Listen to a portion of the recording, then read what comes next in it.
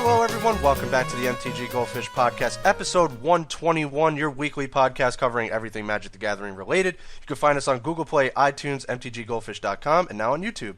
Joining us, as always, Richard, the owner of MTG Goldfish. What's up, Richard? What's up, guys? Hey! What's going on? And zombies. And Seth, probably better known as Saffron Olive, our resident jank brewer and all-around content creator for Magic the Gathering. Seth, what's up? What's going on, guys? What's going on? And Chaz joining you as always, all-around content creator for Magic the Gathering, focusing on the financial aspect of the game. So, on the docket, Pro Tour's in the books. We got a lot to talk about, so that's basically going to be most of the podcast. And then we have some fish mail to discuss. A lot of different things going on for Pro Tour. We're kind of going to talk about a few different points of interest within the Pro Tour. So let's just start right away. What did you both think of the Pro Tour? What did you think of the pacing and just the coverage? Let's start there. Richard. It was quite enjoyable. It was a little scary at one point because we could have had Marvel mirrors throughout the top 8 because it was basically Marvel versus some other deck in the first rounds. But in the end, Mono Black Zombies took it down, and that's a win for everyone, I think. Every casual lover of Magic. Finally, a Tier 1 tribal deck playing all of the zombie cards we wanted to play from Shadow's block, but never had the support until Amonkhet came out. Pro Tour itself, pretty interesting. All of the matches, I think, they managed to find interesting matches throughout all of the rounds. The limited portion was very entertaining. So I actually thought it was a pretty good Pro Tour all around in terms of viewing. Well said. Seth, what did you think? Yeah, I mean, overall, I was very impressed with the job Wizards did. Like, the biggest thing for me is going into it, Mardu was like more than a quarter of the field, 26% or something. And I think we saw Mardu one time on a backup feature match. So it seemed like Wizards, and that's partly because Mardu didn't do great, but Wizards really went out of their way to try to break up the matchups and show different things. And I was really happy with that. And yeah, there could have been more off the wall crazy decks, but they did focus on the ones that were there. We saw new perspectives. We saw Cryptolith Rights. So we saw most of the unique decks, and there just wasn't a ton to work with. It wasn't one of the Pro Tours where all the teams came to different conclusions. Most of them landed on zombies or on some sort of Marvel deck, or Mardu was the default. So for within the constraints of the decks that showed up to the tournament, I thought Wizards did a really good job of breaking it up and making coverage be entertaining. So I was super happy about that aspect. Yeah, I'm going to agree. I mean, we had pretty much everything on the checklist that we've talked about on the podcast, numerous times before. We've talked through so many Pro Tours at this point. You get a sense of where they were. I liked a lot of the different cutaways in between. You had some highlights of cosplayers. You had highlights of like teams. You had highlights of like just pretty much everything. And you got a sense of, wow, they're actually like somewhere and not just in some random place inside of a venue. So that was really well done. We got probably like one of the two greatest memes I think in a long time. You had me laughing so hard for like almost all of yesterday, Seth, with pulling those memes out with Brian David Marshall. So shout out to Brian David Marshall. Congrats to Jerry Thompson. I think it was an overall great Pro Tour, and it's exactly like you said. Yes, it was a lot of or a lot of Aetherworks rather, but you got to see all the different flavors of Aetherworks. You got to see zombies. So they really focus on what was doing well. They cut to some of the decks like early on that was kind of off the wall. And even later on, you got to see like the Cryptolith Right decks and stuff like that. And obviously LSV on coverage is great. I think it was overall really well done. So, moving along. You wrote a by the numbers, Seth, like you normally do for every Pro Tour. Is actually... You weren't the only one to write it this time. We were just talking about this before the podcast, that Frank Karsten put out a lot of information, and if anyone didn't read those, really great articles covering a lot of the different matchups, the percentages, breaks down a lot of different things. But what did you come away with your article, Seth? Well, first, like, just to piggyback on what you said, thank you, Wizards, for actually like putting out data. It was awesome. They never done that before with a Pro Tour. It was only a couple years ago. We didn't even get like conversion rates from decks, but now they're printing like some amount of matchup data and really in-depth stuff. So that was awesome. As far as my article, it was more like analyzing Wizards numbers than computing the numbers, since Wizards did a lot of the heavy lifting. And I mean, when it came right down to it, it was kind of how it looked on screen. Marvel was very good, and that was especially impressive considering it seemed like a lot of teams didn't even get to the right Marvel deck. The one with Chandra Flamecaller was insane. The spell heavy version, which we saw in the top 8, was also very good. But most people just played kind of the default, pulled it from Magic Online version, and that version was less good. Zombies was also fairly solid. It had pretty much equal matchups across the board, slightly positive in some, and kind of a toss-up with Marvel. And the big news was that stock Mardu wasn't very good and apparently has a really hard time with Aetherworks Marvel decks. There was a normal Mardu vehicles deck and then also a version splashing blue, and both of those had not very good weekends and kind of just got killed by Marvel, winning like 40% of time, depending on the build. So pretty interesting stuff, but it really was the story of the tournament was Aetherworks Marvel decks and zombie decks. Like, those were the only two decks that really came out of the tournament with great weekends. Richard, weigh in. So I actually want to get your guys' opinions on this. So I was surprised that Wizards posted the matchup percentages. So the conversion rates is public information because we used to compute them ourselves. But Wizards actually blocked matchup data a while back. So this is the data that says, Mono Black Zombies has a 40% win rate against Marvel. And I was actually quite shocked. I was talking to Seth when this happened, that they posted this. And in my opinion, I think it takes away from it. I think I'm on the train of less data now, as weird as that sounds, because what happened was I saw, Mono Black Zombies is so cool, looked at the win percentages, and it's like, okay, it crushes Mardu vehicles, goes even against everything else, and loses to Aetherworks Marvel. And then once I read that, I was suddenly like a lot less excited to play the deck, and that kind of just put a damper on things. So I think it would have been just better if they didn't release this data and let people go and explore. So are you guys on the camp of matchup data or no matchup data? Should Wizards actually be posting this stuff? Well, I'll weigh in because I know my thoughts, and I think that not only should they publish what they publish, but they could have went more in depth, and I would have been happy. Like, they only focused on kind of the top 3 decks as far as matchup data. I would have liked to see even more in depth data, and I think that I feel like data evens the playing field. I feel like on a tournament level, pros have a huge advantage because they can take 2 weeks off of work and test and generate their own data. And I feel like having this type of information is helpful for the less enfranchised pro players or the grinders who are trying to get there, or even like F&M level players that want to know what's going on. So I am definitely pro data all the way.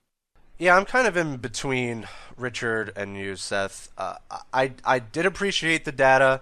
I'm sure it could have went a lot deeper, but I think that was a fairly good start and useful in and of itself for most players to look at and kind of digest and kind of know what they're in for.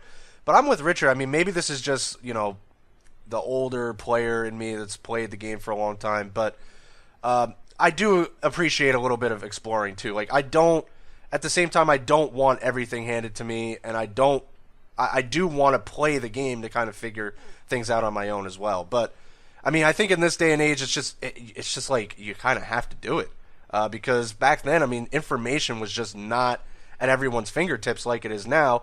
And I can see the point that you brought up, Seth, that people are going to be at a disadvantage, and I don't think that's fair either. But I'm still going to be somewhere in between there.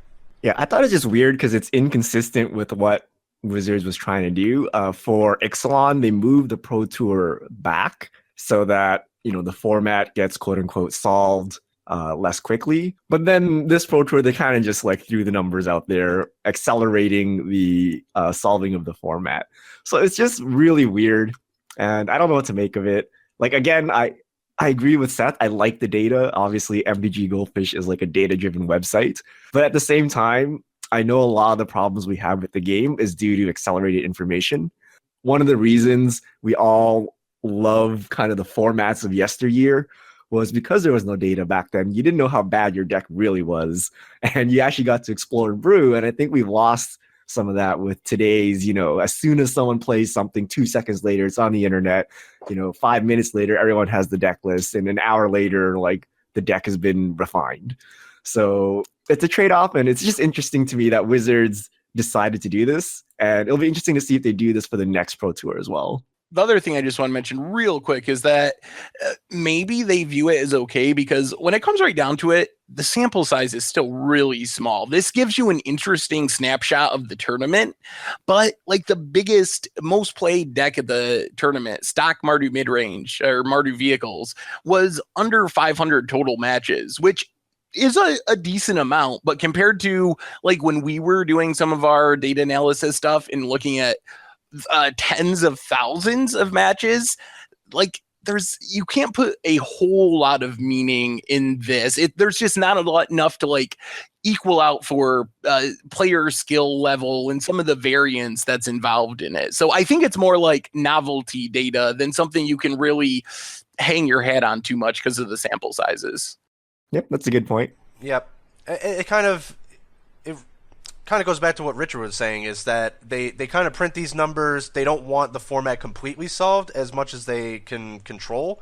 They're kind of controlling when they put out the numbers, how they put out the numbers. But you're exactly right, Seth. I mean, at least 60, so let's just call it a little bit more than 60, is nowhere near some of the data that was being produced outside of Wizards.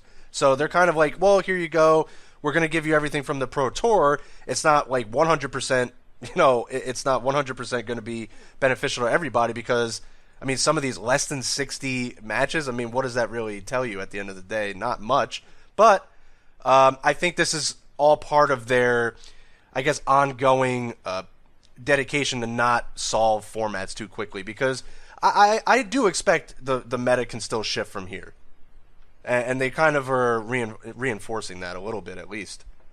Well, what do you guys think of the meta going forward? I suspect that we will not see Marvel versus Zombies the entire time, because it appears that both decks can be handled. I mean, Marvel disappeared for quite a while as Copycat reigned supreme. So I think Marvel can be dealt with, ceremonious rejection, even a threaten effect, like playing Ulamog and then just threaten it and then take it and kill them. Like, I think there's a lot of counterplay to these decks. So what do you guys think about the metagame going forward? Yeah, I'm with you, Richard. Marvel, while very strong, I think it's kind of odd, because it kind of felt like people knew it was going to be at the Pro Tour, but didn't really have anything to. They kind of just jumped on the Marvel plan instead of trying to beat it, which I guess happens in Pro Tours. But we're going to have 2 big GPs and an SCG this weekend.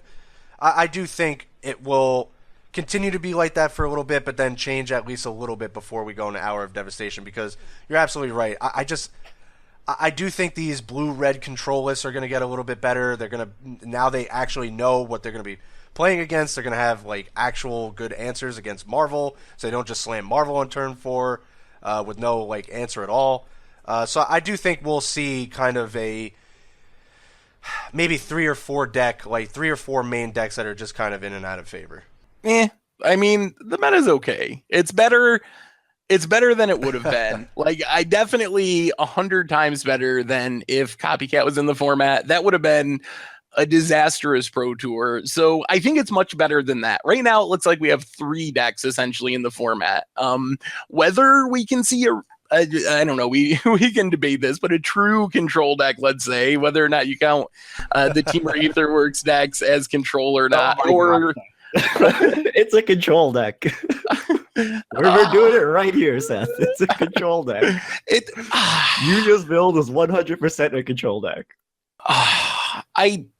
I feel like every deck in Standard, and has been for a few years, is a mid-range deck. You can put control after some of them, aggro after some of them, mid-range after some of them. But I think they're all mid-range decks to some extent.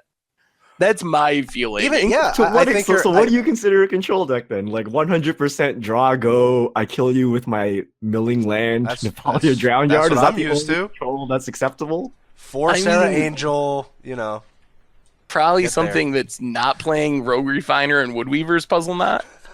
But that's the same as playing Wall of Omens, right? Like that's the same as playing Timely Reinforcement. They're just creatures that draw you a card, get you some resources, and block. You know, it's like kitchen finks, right? That is a very good comparison, but I could buy that Marvel. Like, look at this main deck: four Glimmer of Genius, 3 Sensors, 4 Harness Lightnings, a negate. Like you tell me a mid-range deck plays like a main deck negate, Kozilek's Return. Like it just plays like a control deck, except its finisher is a combo, as opposed to a single card finisher. I think maybe I could buy. Yeah, like even I might go that far. No, like I don't know. Like, so when you see when you want to see a standard control deck, what are you looking for? Like 4 Snapcaster Mage finishers? Like I'm gonna beat you with the 2/1 Ambush Viper to finish you off. I think what I can't wrap my head around is, if we're going to call this a control deck, to me, a control deck's primary plan isn't to have your opponent scoop up the game on turn 4. Like you can't, those two things can't go together. Like turn 4 wins in control deck, those, I don't know. That seems weird to me that your control deck is trying to show and tell Ulamog on turn 4. What about a turn 6 win? Is turn 6 too early? Because that's Titan range, right? And even after you Titan, you don't win. Like you Titan, but even after you Marvel, you don't win, but you're just severely ahead, right? I think Richard kind of brought this up. It's like Miracles. I think that was a great comparison, and that's like playing absurd stuff on like turn really early, even before turn 4. Yeah. To me, this is like, do you consider Splinter Twin a tempo deck or a combo deck? I guess that's the real question, right? I mean, to me, this is standard show and tell. Like that's exactly how I view this deck. It's exactly like Legacy Show and Tell. Like, yeah, you have some Force of Wills. Yeah, you might like counter some of your opponent's stuff, but your plan is to cheat something big into play as soon as possible and end the game. Like, I disagree. Show and Tell, your counter spells are there to protect your combo, as opposed to disrupting the other person. Whereas here, all of your counter spells and all of your other spells are to keep you alive until you win. Yeah, I mean, if you look at Nick Cummings' list, I can see what Richard's talking about. I mean, you're playing 4 Sensor, Pull from Tomorrow, Fumigate, Nissa's Renewal, Cast Out, Aether Meltdown. Like, that's pretty much a control deck. Well, that's the Bant list, and that one is kind of controlling. But that one's like the control deck. Yeah, well, the one I'm talking about mainly is Yuya's, which we saw a lot of. Yeah. And that's also a control deck. And there are some like all-in Marvel decks where they're literally just ignoring what the other person is doing and trying to get the most consistent, turn 3 or 4 Marvel plus Ulamog hit. So those are combo decks. But these other ones are just control decks that casually win with Marvel. So all right, like control or not control. Let me ask you another Marvel question while we're on the topic. Sure. Are you both accepting of the level of variance Marvel brings into a Magic game? Do you like having cards that are like, hey, on turn 4, I win the game, or nothing happens? Like, it feels like Hearthstone to me to some extent, where you have these cards that are like, they're either super bad or they're game breaking, depending on a flip of the coin. And Marvel kind of feels like that. Is that a good or a bad thing for Magic as a game? Those type of cards. I mean, isn't that what the game's kind of based on? This kind of huge variance. Like, I don't want it to be a legit coin flip because I just don't think that's good for viewing. And I do agree. It kind of gets into that Hearthstone realm where it's like, oh, if I drop my, I don't know, I'm just using a card, the Yogg Saron, and I just play all these, and it just casts like a million awful cards. Like, I guess I lose. And if it casts a million awful good cards, I win. I don't know if that was super viable, so don't quote me on that, but just using that as an example. But at the same time, I mean, like I would legit see them play an Ulamog and it wouldn't do anything, even if they played it early enough. I mean, it's not going to do much when they had like 7 or 8 or 9 zombie tokens plus, Crypt Breaker and something like that, and with a Liliana's Mastery, it's like, okay, you remove a couple things, like I still have like 10 creatures or something like that. Like, you can't block everything. So I don't know. I mean, I just don't think there's anything to challenge that. I mean, it wouldn't seem as good if there was legit like turn 4 aggressive decks. Like if you handed me, and while I love the zombie list, I actually really love the zombie deck. If you're like, here you go, here's your aggro deck that you really just want to like kind of win on like turn 20. I'm like, what? You know, like where's the turn 4-5 curve out you lose? Like that's almost just like kind of as variant as losing to Marvel, isn't it, Seth? Like you've lost to plenty of aggro decks that are just looking to win on turn 4. I mean, I've done it. I bring up Hell Rider again. I hate. It's almost like every cast I bring it up, but Hell Rider, it was like a Marvel. It's like you lose on turn 4. Yeah, I think Chaz hit it right there. It's just this variance is really in your face. But in general, Magic has a ton of variance. Is, your opponent hitting a turn 4 Ulamog any worse than you mulling to 5 and losing on the spot? Is it any worse than your opponent playing mono red and getting the nut draw and killing you with Hell Rider before you've even done anything? It's just another form of variance. And I don't know that it's that bad, because if you say variance is bad, then here, have Copycat. There's no variance, you win, right? And we said, well, that's bad. And if you're saying, if you don't want variance in your win con, then you're basically saying combo has to go, right? Like no combo in standard. So I understand it feels bad, but I think this is part of Magic, and I think it's cool we have a combo deck, and there's just all kinds of variance you can't control, and this one is just more in your face. The fact you get to flip 6 cards, but how many times have we seen Collected Company flip and hit 0? Right? Or, you hit 2 5-powered creatures, or you hit 2 mana dorks. It's kind of the same thing, right? Or, is it any different than just not drawing lands, keeping a 2-lander and not drawing lands and dying? It's like, there's just so much variance in Magic, I don't think it makes a big difference. It just makes for more exciting in-your-face variance, which is similar to Hearthstone, but I don't know that it's any worse or better for Magic. I think Richard kind of hit it on the head there. It's really kind of in your face, and it's literally the coin flip, right? Like, yeah, it doesn't feel as bad when aggressive list is kind of curving out, because that's what they're trying to do, right? Like when you see that, you're not like, what was that deck in cons? Actually, it's a great example. With it was like Teamer Battle Rage. I mean, well, that was pretty much a combo deck, but it was an aggressive deck, so no one really cared about that. I mean, yeah, it felt bad to lose on turn 4 when they Teamer Battle Rage and do all this crazy stuff with Delve, but it's literally no different.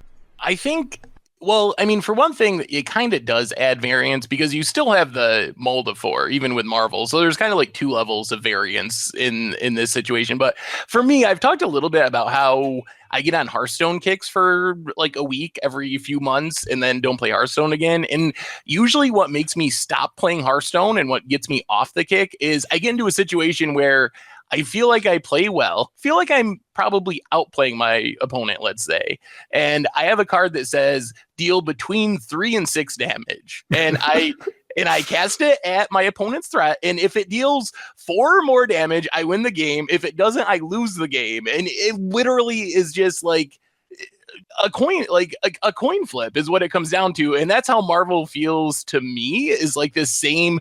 We saw that, and Chaz was even kind of describing that. Like, yeah, you can overwhelm Marvel with a bunch of zombies. It's really sweet when it happens, but you don't have 8 zombies on the board when they just turn 4 an Ulamog. Like that, it's the coin flip, and that's what it comes down to. So I don't know. For me personally, that kind of turns me off to some extent.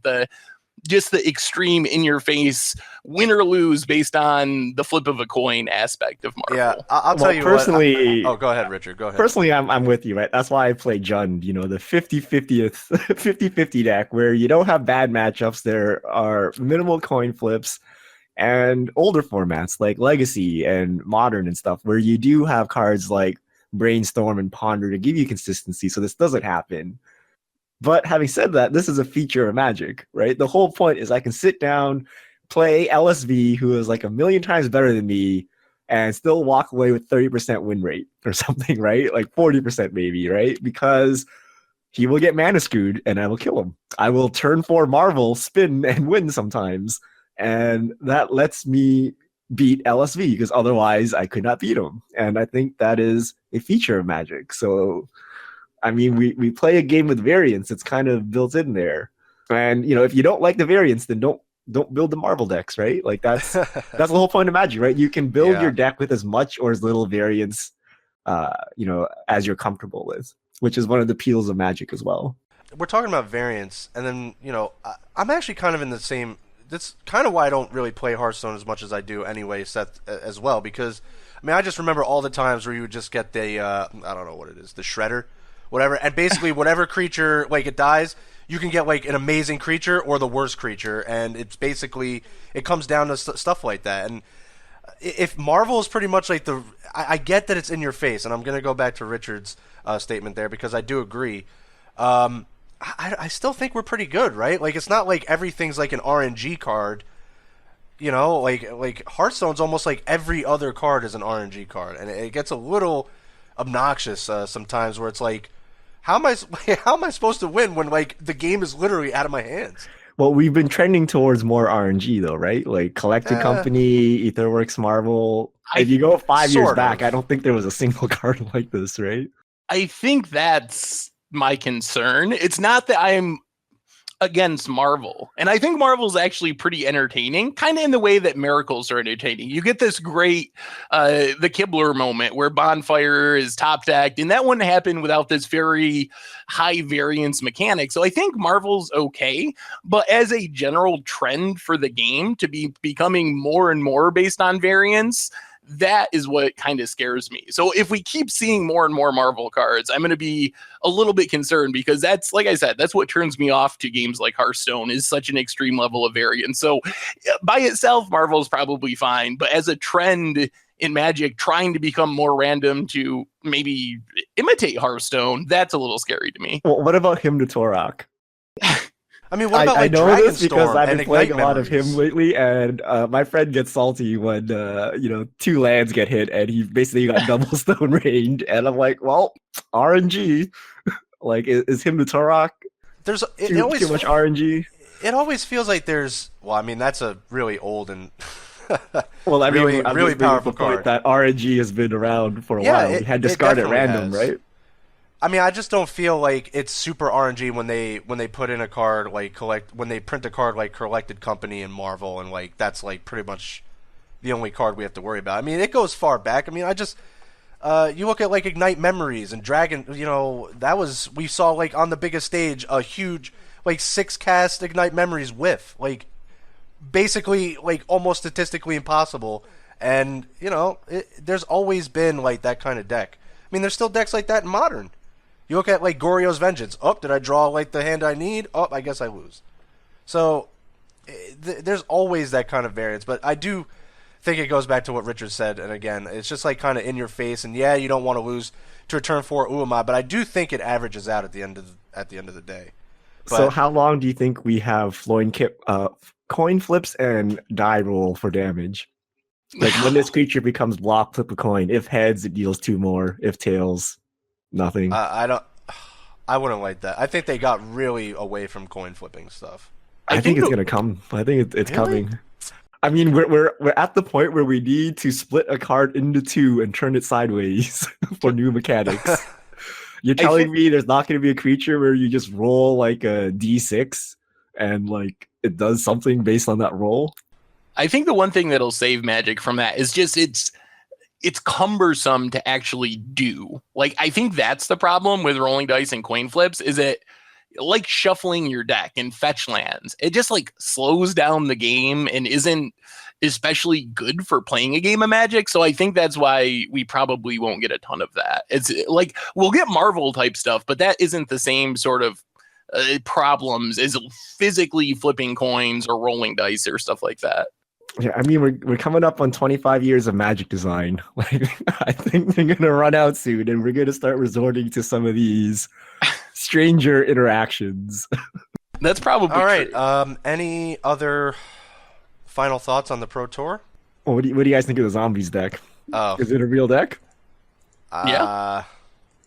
It's kind of hard it's for real. me to. Yeah, I think it's real. Only because it's really resilient. Like, yeah, it probably doesn't have as good of a matchup against Marvel as we saw like on screen. I think there was a little bit of variance and luck involved, but it's definitely real. It's really strong. I mean, how do you beat it? flyers, fumigates, because it's so grindy and it goes so wide.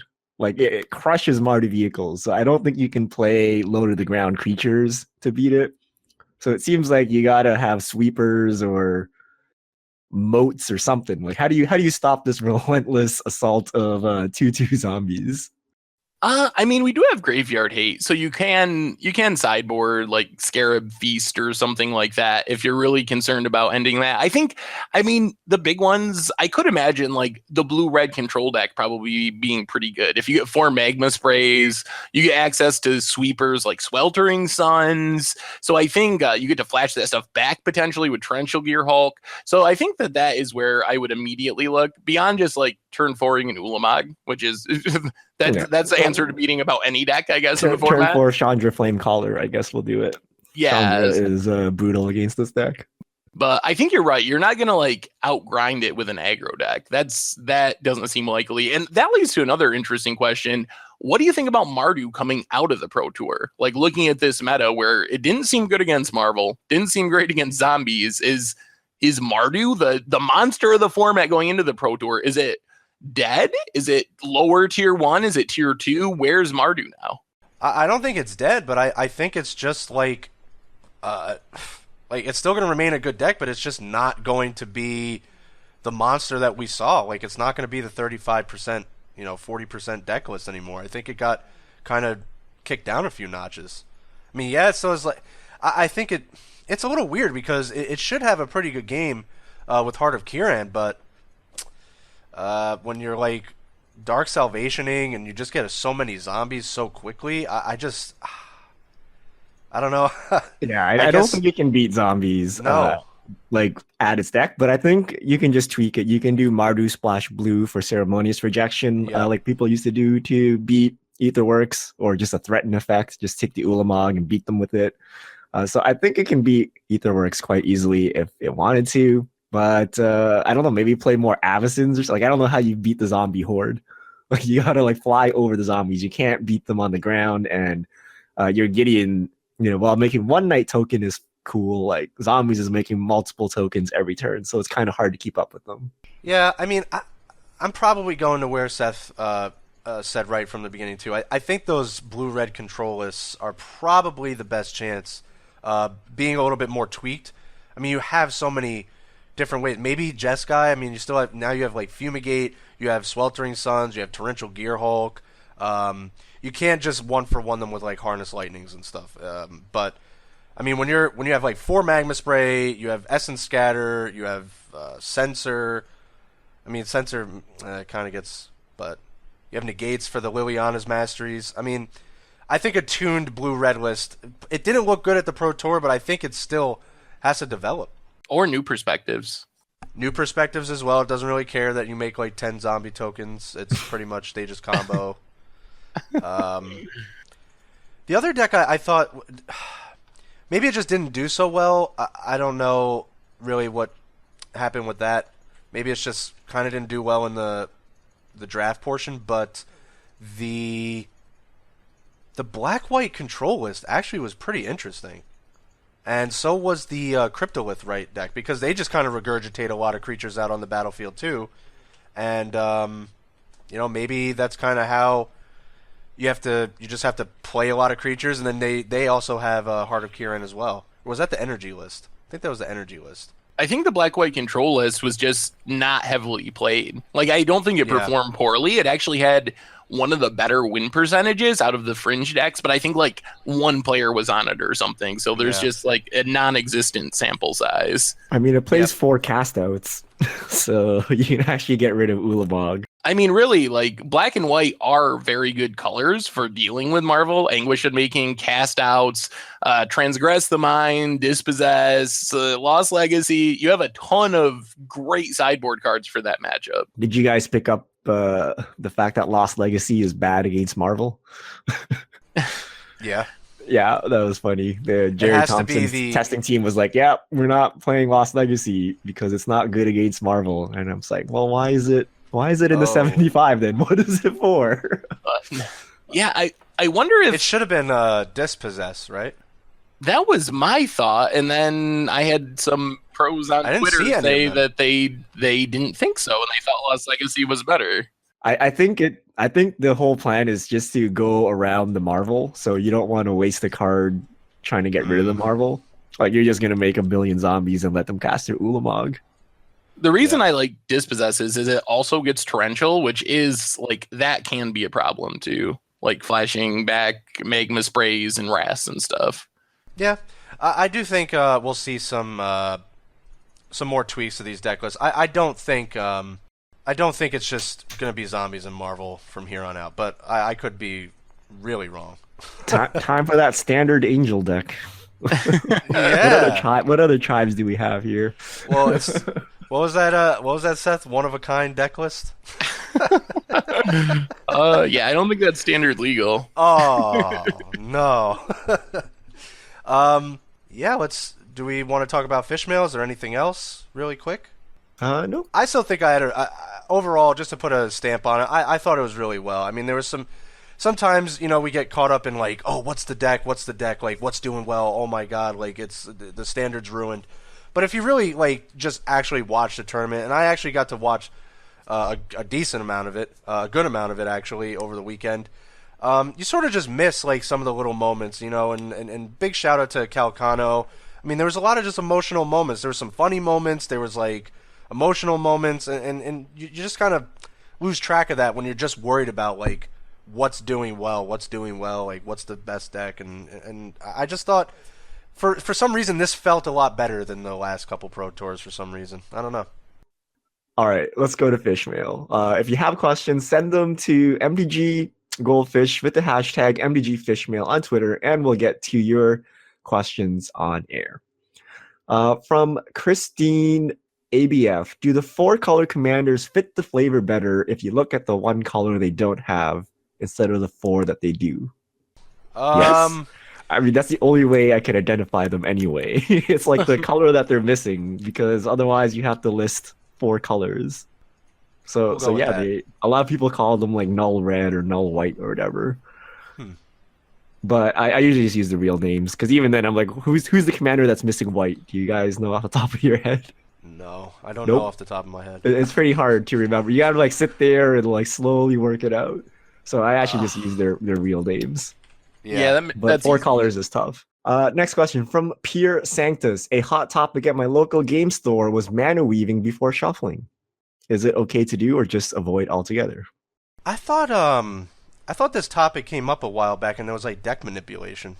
Yeah, I mean, if it's actually doing something, then you're cheating because you're not sufficiently randomizing your deck. Yeah, don't mana weave. Don't do that. Because it's either there's no point or you're just actually cheating. Because if you shuffle correctly, then your mana weaving will not matter.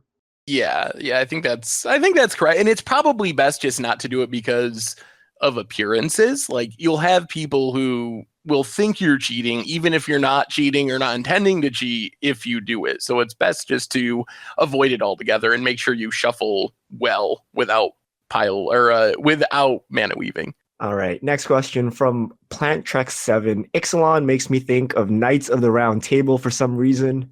If that were what it was, what kind of card do you want in this set? Probably the rest of the sword. It makes me think of Final Fantasy VII when you say Knights of the Round Table. And I think like 2-minute uninterruptible cutscene as you do a ton of damage. Go make a sandwich, come back, it's still going on. Oh, I actually don't even know what I would want. Crew, you need to assemble all the knights into some Voltron-y thing. Yeah, or like, I don't know. It makes me think of allies or something. Yeah, it kind of does. I don't know if I really would want a knight-based... Don't you want all your grizzly bears having first strike? Because I do. Yeah, that seems like a little much. I would actually like a knight set, and we can use that to bring Elspeth back from the dead. Oh, maybe. It's like perfect. Ooh, that would be. I'd be down with more Elspeth. I always liked Elspeth as a character. I wanted Planeswalker that makes knight tokens with first strike. It's probably too overpowered, but like 2/2 first strikers.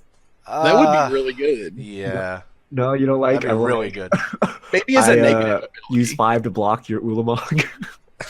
But Ulamog's indestructible. This is no good. Oh, Eddie Mills. Eddie we Mills get the first 20, Kraken, so- but we still all die, so it's no good.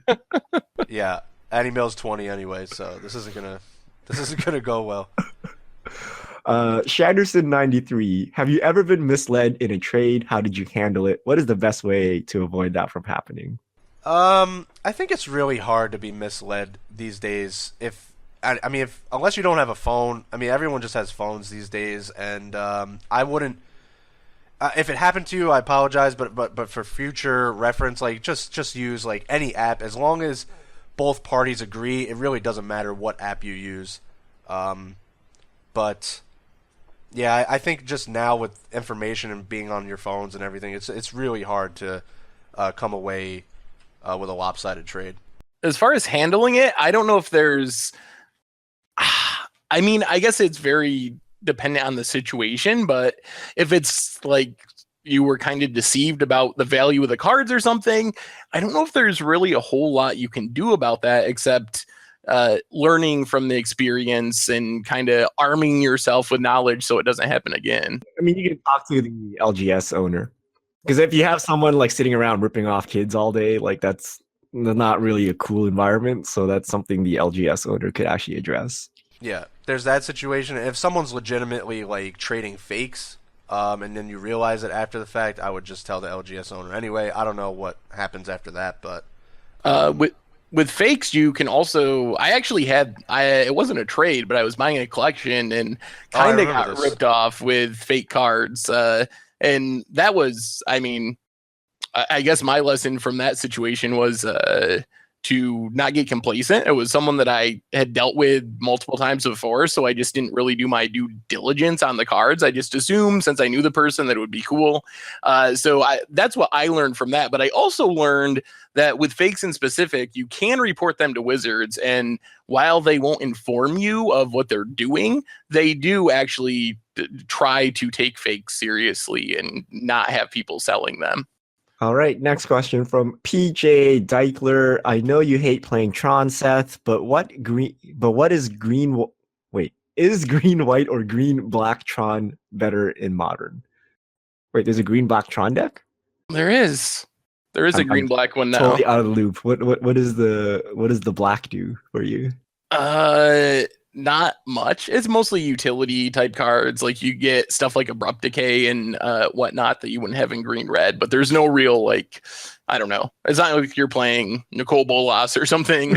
But I don't know if it really makes a difference. It probably is more what you're comfortable with. They're both kind of similar in where they fall into the format at the moment. Like the big Tron deck is Eldrazi Tron, and then you have green red, green black, and green white, which are all like fairly interchangeable and probably mostly dependent on like the meta, I guess. Like depending on what you're trying to fight against, black gives you discard, white gives you Path to Exile, red is like Pyroclasm type sweepers. So I guess pick what of those cards is most important in your local meta and go that direction.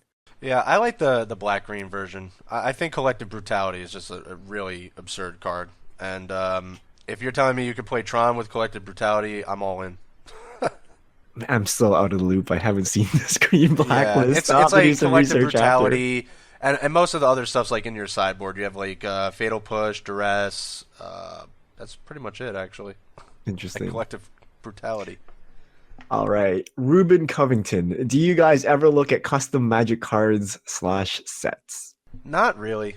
I know there's some really cool ones. There's like really funny ones. I know like the Booze Cube like got really popular. I know there's like some cool ones, but I don't really look at them all too often. I see some that come across social media, but I don't. I know there's like forums for that. I think on Reddit and MTGO Salvation and such, and I don't really frequent those subreddits and specifically look them out. Yeah, I don't look at custom cards. I sometimes look at alters. Alters I find more interesting, but custom cards I know nothing about design, so I can't really. I'm like, wow, this will play really well in limited. Like, I cannot. I have no idea. I might look at like, oh, here's a Star Wars set. It's cool. But other than that, I don't really look too deep into these. Next question from Random Dark Rider. In honor of your new shirt, what is the best way to cast Cruel Ultimatum in Modern? Spellweaver Helix, Living Lore. I mean, I would probably just play Grixis Control and try to slow down the game. I think that's the most competitive way. But if you want to do against the odds style, I think both of those are somewhat reasonable options. Probably Spellweaver Helix more so than Living Lore, just because it dies and you get blown out. You actually got to attack with it. So, but I think just playing Grixis Control would be the easiest way to Cruel Ultimatum. Yeah, I've been trying to get this to work for a while, but I it's just not a good card. That's my conclusion. It's like, oh, you play this and it gets remanded or cryptic commanded, you're gonna be so sad. But I've always wanted to play Cruel Ultimatum, and I'll do it one day, and I'll take a picture when I successfully cast it, and it actually wins me the game. But I think it's just not a really good finisher. I think it was good in the glory days of Magic, but nowadays, spending that much mana on a finisher is gonna be tough. I think I'd rather just cast Sphinx's Revelation. Next question, Amri Low. This is for Seth. What advice would you give for someone wanting to start a budget-focused MTG Twitch channel? Oh, geez, that's a good question. I know for me, one big thing is just to be consistent. I think that's one of the most important things, is to, as much as you can, try to develop some sort of schedule so people know when you're there and make it a point of being there when you say you're going to be there, because it's going to take a while to build up your audience, and making sure people know when you're going to be there and sticking to it, I think, is a big part of that in generating that audience and that community. So I think that's the biggest thing. As far as being budget focused, I don't know if I have any specific tips for that, other than to warn you that there's not really consensus over what is budget. So you will get endless comments, no matter what price range your deck is in, that it's too expensive or too cheap or too whatever, because no one can seem to agree on what counts as budget. And it's dependent on the person. It's very subjective. All right. Next question from Mass Forte. When should we see peak prices for card spikes after Pro Tour Amonkhet? I have some zombies / Marvel staples looking to sell. I would definitely be selling the zombie stuff. I don't really see how much more, how much more they can increase at this point. Marvel's a little tricky because it's just in standard for so much, it's in standard for a long time. But we've seen it come in and out of favor when, people are playing it. It's like a $10 to $15 card. When people aren't playing it, it gets down to, decreases to about $5. But I think that's just kind of one that, if you're definitely not going to play it, I would sell that too, because it's pretty inflated as well. Yeah, usually right after the Pro Tour is the peak of the spike, Yeah. and then as the weeks go by, things kind of trend back down. Oh, it feels like we talk about zombies literally every single standard we talk about zombies. Oh man, so funny. Next question from @meanmeanpork. Imagine a blue sorcery that says Scry 10. Is it playable? And how much does it have to cost to be playable in Modern? Ooh. Well, Index is 1 for 5, isn't it? That's pretty much like Scry 5. Is it literally just Scry 5? But you don't get to. You don't get to a draw, draw. right? You just get a Yeah. Scry. And you don't even scry because you can't put cards on the bottom. You have to keep the 5 man. cards on top. Index is a lot worse than I remember. Yeah, it's pretty bad. Pretty bad. Maybe- Okay. yes, I don't think it's use that playable. example. It's probably playable. I don't think it can be more than 2 though. And then I think combo decks could use it almost like, oh geez, what's the ad nauseum card that makes you lose life that always finds the right combo piece? I can't think of the name of it. 1 mana black spell. Spoils to the vault. Yeah, you Spoils could of the use Vault. it use it like a Spoils of the Vault if it was 1 or 2 mana. Or Tainted maybe. Pact. Yeah, Tainted Pact. Tainted Pact. Yeah. I got talking about Tainted Pact. That card is ridiculous in Commander. I know it's way off topic, but that card is ridiculous. Whew. I'm thinking of Tainted Pack. I did a this or that Magic with Tomer, and the decks were all singleton, and he played Demonic Collusion. I don't know if you're familiar with that card. Is it okay. It's 3 and 2 black. Oh wait, no, maybe I said it wrong. I Demonic right on that? Consultation. No, it's a 1 mana black spell. Maybe it's No, Consultation. Oh no, But I got it wrong. You name a card, and then you exile the top 6 cards of your library and find that card basically. So Tomer named Damnation to stay in the game. Unfortunately, we're playing Singleton deck, so it was in his top 6 cards. So it just exiled his entire library. So as good as Tainted Pack might be in Commander, do not play Demonic Consultation in Commander. Even though it looks really sweet, it will just kill you sometimes. Oh, good to know. All right, so where do we land on Scry 10? How much mana? Two max, 1 or 2.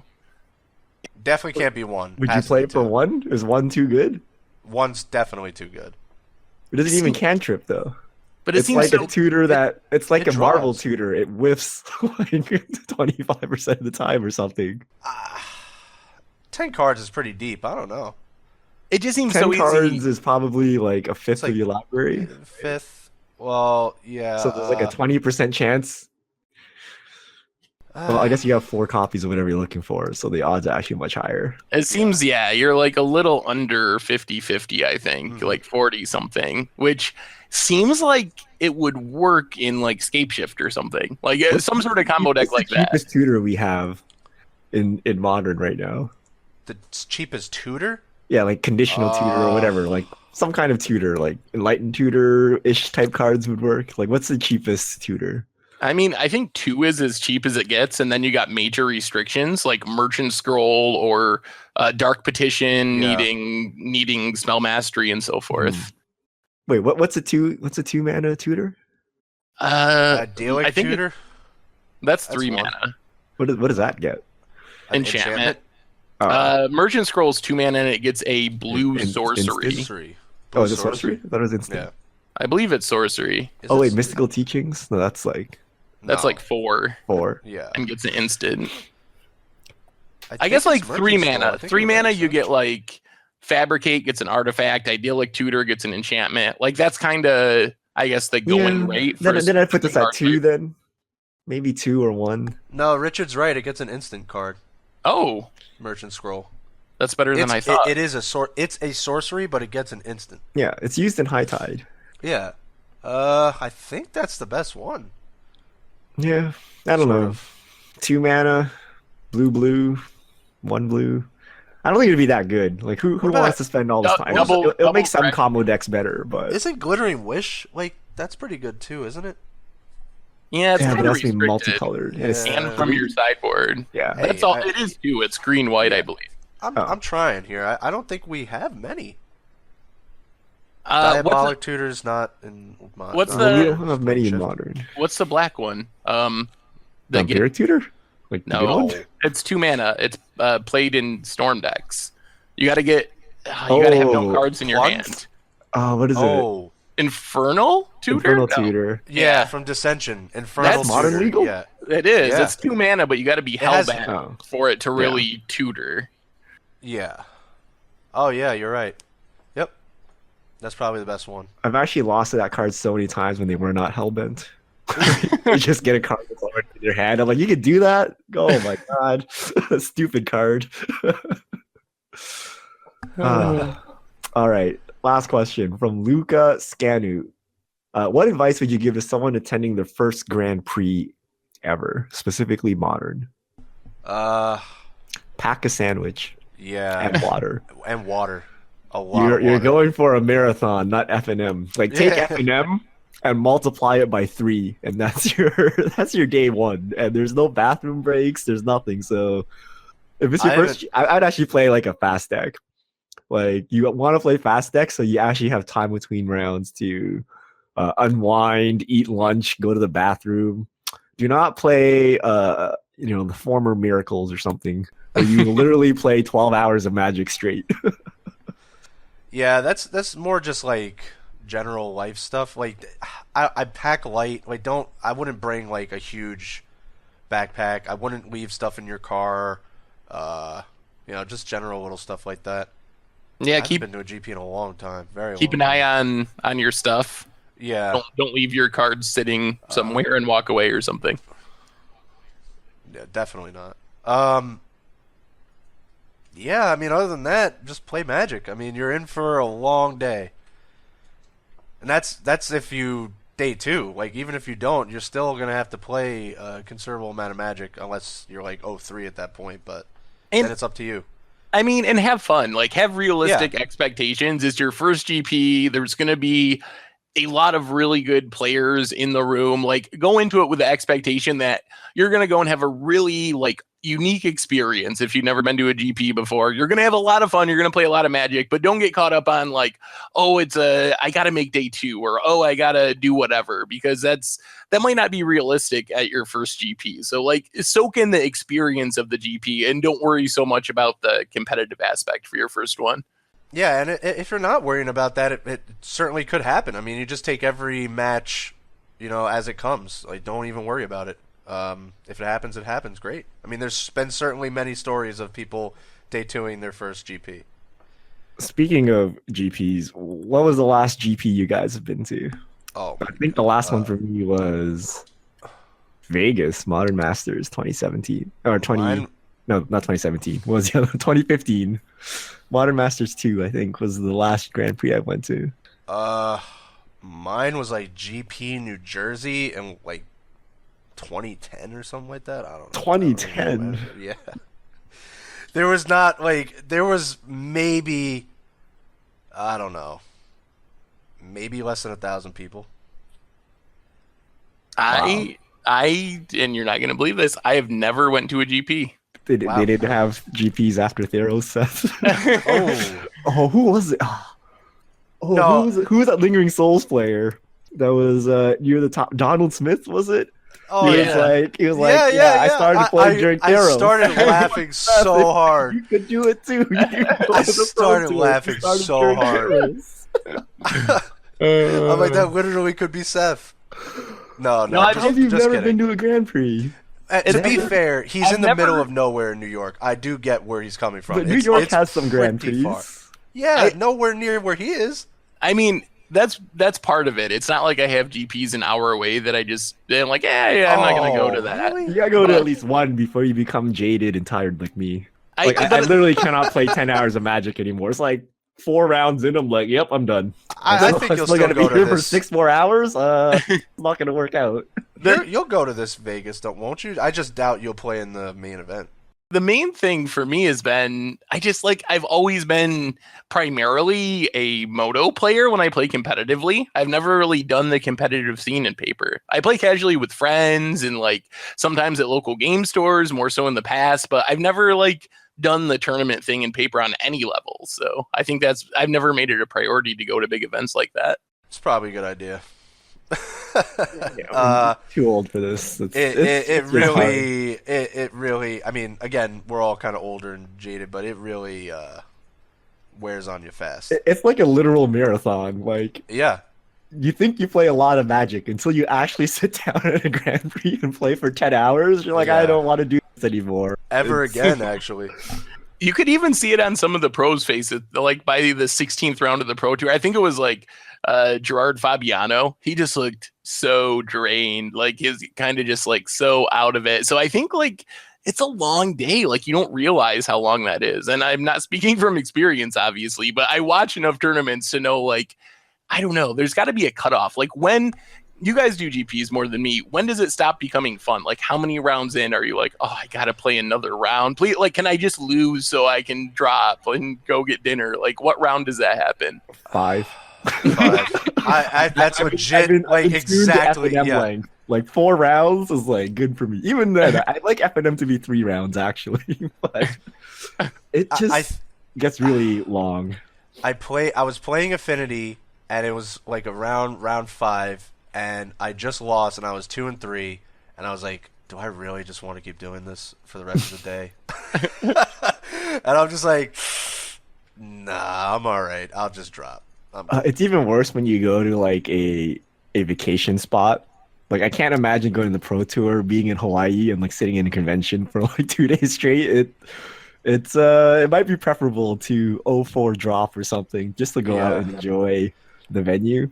But there's a lot of people at GPs now, and the rounds are like, there's just so many rounds, and I'm just like, oh my god, I can't. It's really long. It's really long. Crazy. But you should go at least once, Seth. Yeah, you need to experience playing. Just do side events.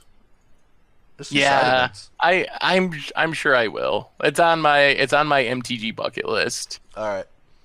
All right. do. So what's the closest one? Grand Prix, New Jersey?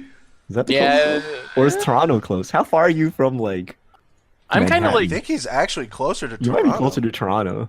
I think I'm roughly equal distance from like New York, Toronto, Boston. Like I could go to any of those and it wouldn't be that. Maybe like actually Pittsburgh might be closest to me. Really? What? I need Oh, a yeah, map of maybe. the U.S. Like, what? How could you be so close to yeah, there's like no New way. York, Boston, and Pittsburgh? How does this work? Because he's like, it's like he's at that point where he's like dead center in New York, but like really far up. I'm like So four. he could. I think I'm like 4 Yeah. ish hours from like every meaningful place. 4 to Well, 5 that means hours. you can grind so many Grand Prix then, Seth. What are you doing?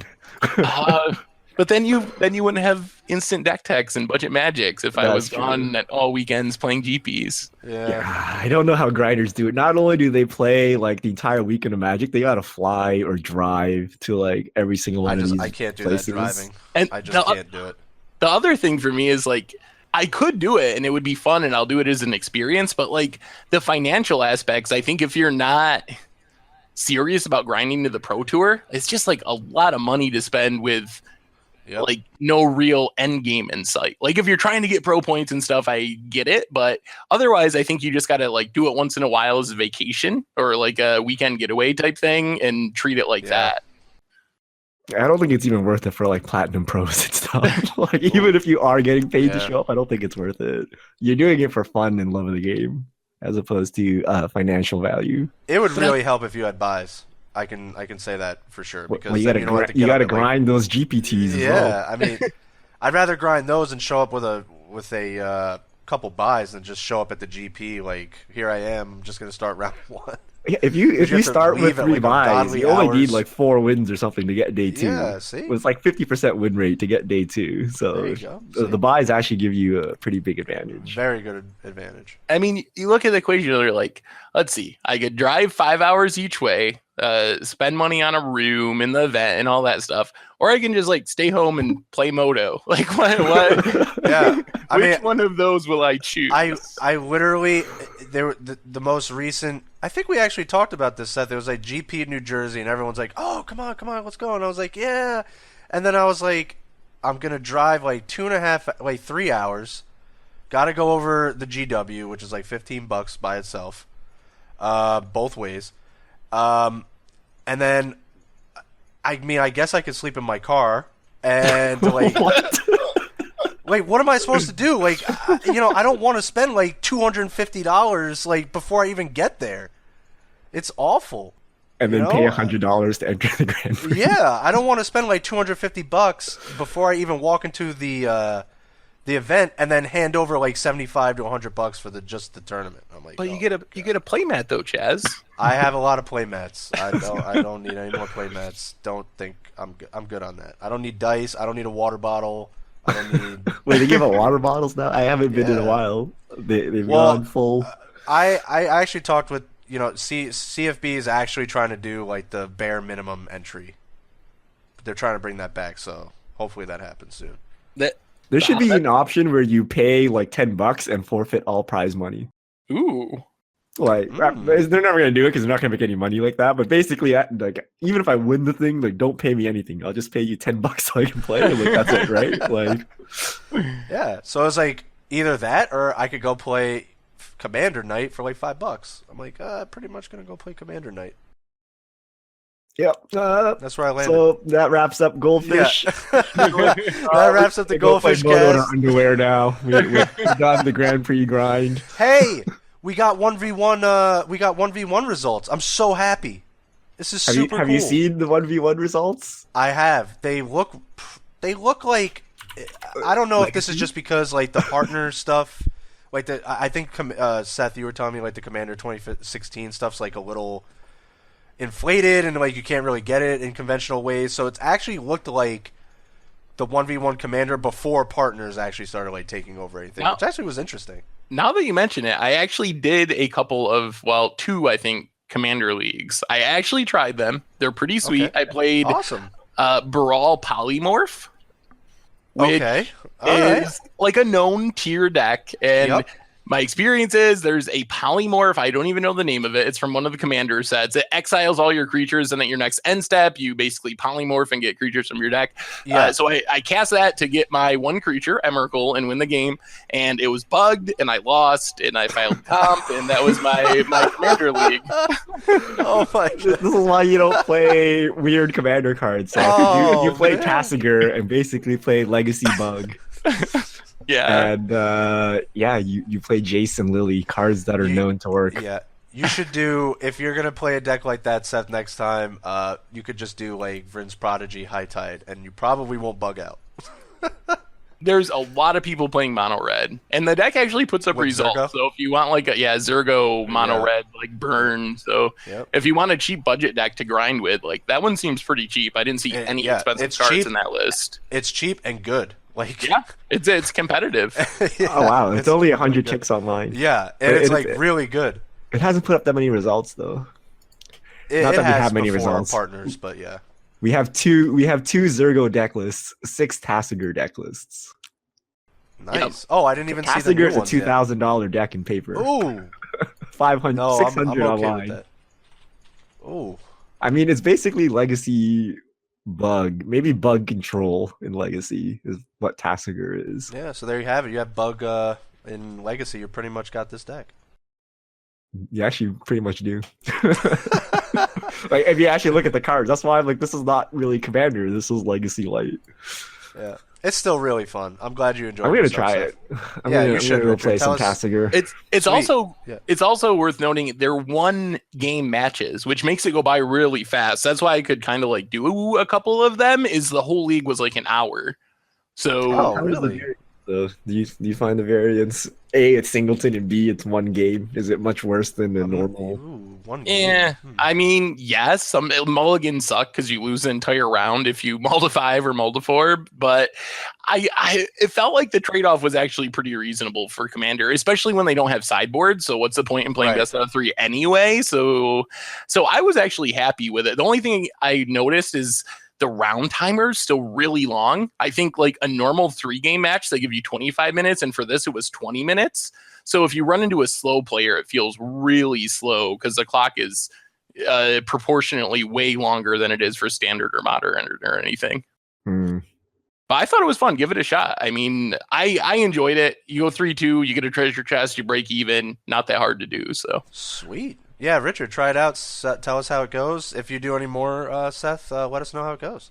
yeah, I'm sure I'll record one or stream one at some point just because it's Sure. interesting. We should do a 1v1 commander like breakdown. That would be sweet. Yeah, Yep. we definitely should. Yeah. All right. That's gonna wrap it up for the podcast. We kind of rambled there. Sorry, Richard. But yeah. This is gonna be the Goldfish Crew signing out. We will see you all next time.